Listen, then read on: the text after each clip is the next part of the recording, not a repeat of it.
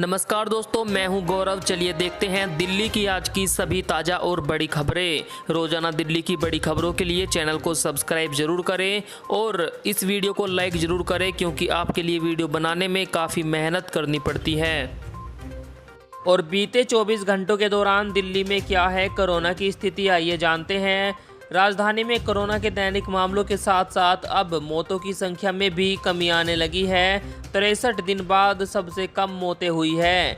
पिछले 24 घंटों में संक्रमण के 238 मामले सामने आए, 24 लोगों की मृत्यु हो गई। इससे पहले 24 लोगों ने दम तोड़ा था। उसके बाद ये आंकड़ा लगातार बढ़ रहा था। स्वास्थ्य विभाग के मुताबिक 504 रोगी स्वस्थ होकर अपने घर गए। इस दौरान संक्रमण दर घटकर 0.31% रह गई, यानी 1000 जांच पर 3 व्यक्ति ही पॉजिटिव मिल रहे हैं। वहीं आपको बता दें, दिल्ली में कुल संक्रमितों की संख्या 14,30,671 हो गई।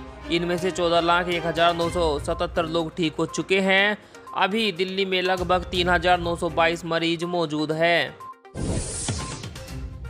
दिल्ली में राशन वितरण केंद्रों के बाहर लगी लंबी कतार, लोगों की शिकायत 4-5 दिन बाद भी नहीं आ रहा नंबर। दिल्ली के बेरसराय इलाके के एक सरकारी स्कूल में स्थापित राशन वितरण केंद्र के बाहर लोगों की लंबी कतार लगी है। लोगों को कहना है कि पिछले कई दिनों से राशन लेने आते हैं, लेकिन मिल नहीं पा रहा है। लाइन इतनी लंबी लगी है कि नंबर ही नहीं आता।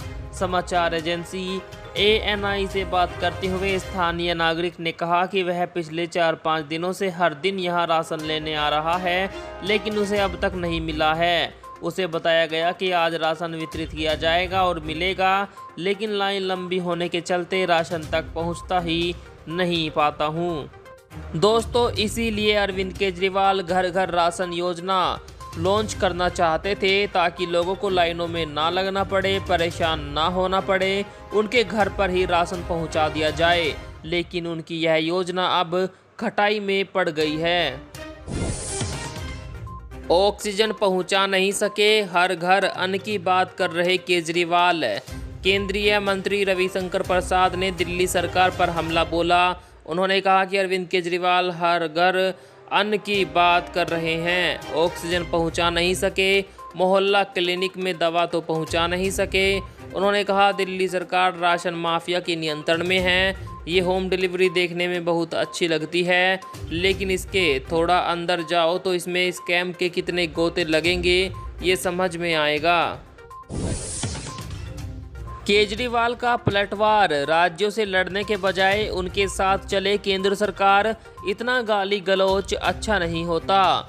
केंद्रीय मंत्री रविशंकर प्रसाद ने जिस तरह दिल्ली सरकार और अरविंद केजरीवाल पर घर घर राशन योजना को लेकर निशाना साधा और उनसे कई सवाल किए, उसके बाद दिल्ली के मुख्यमंत्री ने भी ट्वीट के माध्यम से भाजपा को जवाब दिया।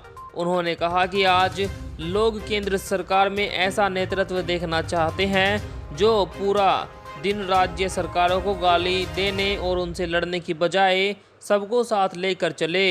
देश तब आगे बढ़ेगा जब 130 करोड़ लोग, सभी राज्य सरकारें और केंद्र मिलकर टीम इंडिया बनकर काम करेगी। इतना गाली गलौच अच्छा नहीं होता जितना केंद्र सरकार कर रही है। और अब देश के अन्य राज्यों से भी आए अजीब मामले। वैक्सीन लगाने के बाद शरीर से चिपक रहे लोहे स्टील के सामान। जी हां दोस्तों, नासिक के बाद अब राजस्थान से भी अजीब मामला सामने आया है।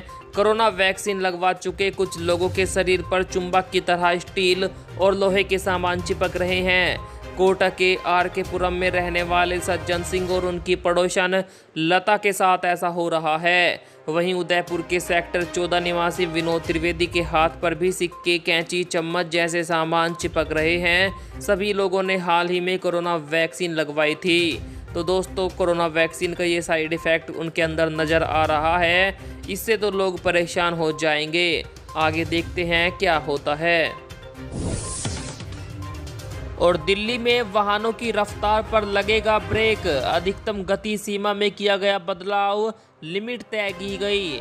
जी हां दोस्तों, दिल्ली की सड़कों पर फर्राटा भरने वाले वाहनों की रफ्तार पर एक बार फिर ब्रेक लगा दिया गया है। दोपहिया वाहनों से लेकर ऑटो, कार और ट्रकों तक के लिए अधिकतम गति सीमा तय कर दी गई है। दिल्ली ट्रैफिक पुलिस द्वारा जारी की गई लिस्ट में अलग अलग रोड का नाम दिया गया और वहां कौन सा वाहन कितनी गति से चल सकता है उसकी जानकारियां दी गई। ये जानकारी साझा करते हुए यातायात पुलिस ने बताया कि मोटर व्हीकल की अधिकतम स्पीड लिमिट में बदलाव किया गया है। इसके अनुसार कार, टैक्सी या कैब की अधिकतम स्पीड 60 से 70 किलोमीटर प्रति घंटा, ज़्यादातर इलाकों में अधिकतम गति 70 किलोमीटर प्रति घंटा रखी गई, लेकिन कुछ इलाके जो अधिक संवेदनशील है वहां 60 किलोमीटर प्रति घंटा की स्पीड से ज़्यादा नहीं चल पाएगी। वहीं दोपहिया वाहनों की अधिकतम स्पीड 50-60 किलोमीटर रखी गई है। दिल्ली के मॉल बाजार टीका लगवाने वालों को देंगे खरीदारी में छूट।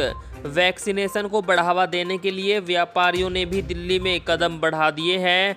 दिल्ली के व्यापारी कोरोना महामारी व इससे बार बार लग रहे लॉकडाउन की आशंका को देखते हुए ग्राहकों को खरीदारी पर छूट देने की योजना बना रहे हैं।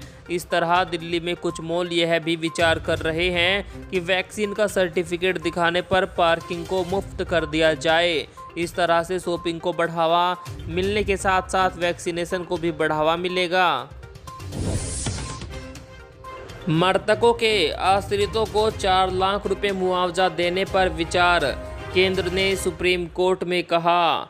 जी हां दोस्तों, आपको बता दें अब केंद्र सरकार ने सुप्रीम कोर्ट को बताया कि कोविड-19 से मृत्यु होने पर संबंधित व्यक्ति के परिवार वालों को 4 लाख रुपए मुआवजा देने की मांग पर पूरी गंभीरता व सहानुभूति के साथ विचार विमर्श चल रहा है।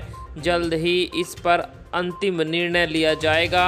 केंद्र सरकार की ओर से पेश सॉलिसिटर जनरल तुषार मेहता ने जस्टिस अशोक भूषण और जस्टिस MR शाह की पीठ से कहा कि इस मामले पर पूरी गंभीरता से विचार किया जा रहा है। उन्होंने पीठ से इसके लिए और 2 हफ्ते का समय अनुरोध किया है। कांग्रेस बोली 1 महीने में 21 बार बढ़ी पेट्रोल डीजल की कीमतें। दिल्ली प्रदेश युवा कांग्रेस ने पेट्रोल डीजल की लगातार बढ़ती कीमतों के खिलाफ जनपथ रोड पर प्रदर्शन किया। युवा कांग्रेस के राष्ट्रीय अध्यक्ष श्रीनिवास बीवी ने कहा कि भाजपा का लूट चक्र रुकने का नाम नहीं ले रहा है। 4 मई से 9 जून के बीच 21 बार पेट्रोल डीजल की कीमतों में बढ़ोतरी हुई। भाजपा आपदा में अवसर बनाकर देशवासियों को लूटना बंद करे और 2024 तक पूरा हो जाएगा राम मंदिर का निर्माण। अयोध्या में राम मंदिर निर्माण का कार्य 2024 तक पूरा होने की संभावना है। नींव भराई का काम तेजी से चल रहा है। श्री राम जन्मभूमि तीर्थ क्षेत्र ट्रस्ट के महासचिव चंपत राय ने बताया कि मंदिर निर्माण में 3 तरह के अलग अलग पत्थरों का प्रयोग किया जाएगा। प्लिंथ का निर्माण मिर्जापुर के 4 लाख क्यूबिक पत्थरों और गर्भगृह में वंशी पहाड़पुर के लाल पत्थर का इस्तेमाल होगा। 5 एकड़ में बनने वाले परकोटा के लिए विशेष पत्थर लगेगा। अब ATM से पैसा निकालना होगा महंगा, RBI ने बढ़ाई फीस। भारतीय रिजर्व बैंक ने ग्राहकों के लिए जाने वाले कस्टमर चार्ज और गैर बैंक ATM चार्ज में बढ़ोतरी कर दी है। कस्टमर चार्ज 20 से बढ़ाकर 21 रुपये कर दिया गया, जबकि वित्तीय लेन देन के लिए इंटरचेंज फीस बढ़ाकर 15 से 17 कर दी गई, जबकि गैर वित्तीय ट्रांजैक्शन के लिए 5 से बढ़ाकर 6 रुपये फीस की गई। यानी अब फ्री लिमिट के बाद ATM से पैसा निकालना ज़्यादा महंगा पड़ जाएगा। यह नियम जल्द ही लागू हो जाएंगे।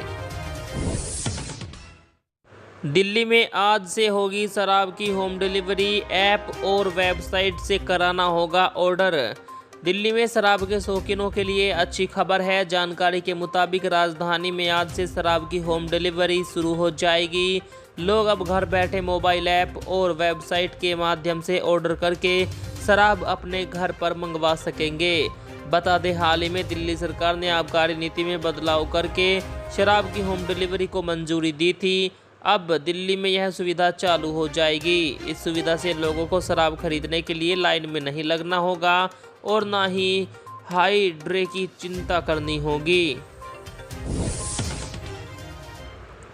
दिल्ली में राहत की उम्मीद, अगले 4 से 5 दिनों में भारी बारिश की संभावना, झुलसती गर्मी से मिल सकती है राहत। जी हां दोस्तों, दिल्ली में झुलसती गर्मी के बीच राहत मिलने की उम्मीद है। मौसम विभाग का पूर्वानुमान है कि अगले 4 से 5 दिनों तक भारी बारिश की संभावना है। इससे अधिकतम के साथ साथ न्यूनतम तापमान भी कम हो जाएगा और सूरज की तीखी धूप बादलों के पीछे गुम रहेगी। राजधानी में हुई बारिश की वजह से दिल्ली में 20 से अधिक जगहों पर पेड़ गिरने के साथ साथ जल जमाव की समस्या भी रही। सुबह के समय मौसम ठंडा होने की वजह से लोगों को गर्मी से राहत मिली। हालांकि बाद में सूरज निकलने से गर्मी फिर से चालू हो गई। अब फिर से राहत मिलने की संभावना है। 4-5 दिनों तक लगातार बारिश हो सकती है।